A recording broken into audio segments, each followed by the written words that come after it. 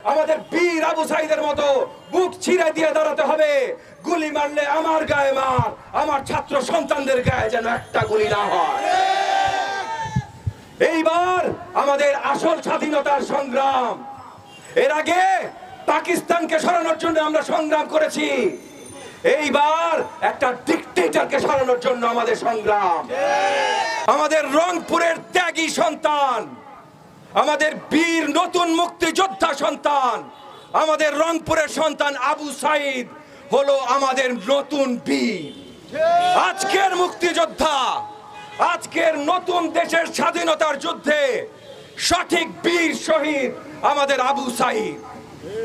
আজকে আমরা যারা দাঁড়িয়েছি, আবু সাইদ সহ যতজন 8 থেকে 10 জন নিহত হয়েছেন গত 3 দিনে, আমাদের নিহত ভাই ও বোনদের জন্য আমরা দাঁড়িয়েছি।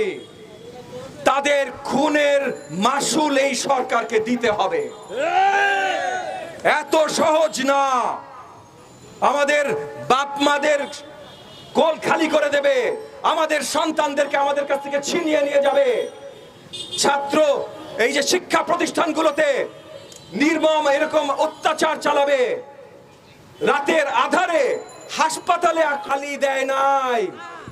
পাকিস্তানের মিলিটারি সরকার আমাদের সন্তানদেরকে ধৈরা রাতের আধারে আমাদের আরেক গ্রুপ সন্তানদেরকে হেলমেট বাহিনী, গুন্ডা বাহিনী বানায় মারে নাই।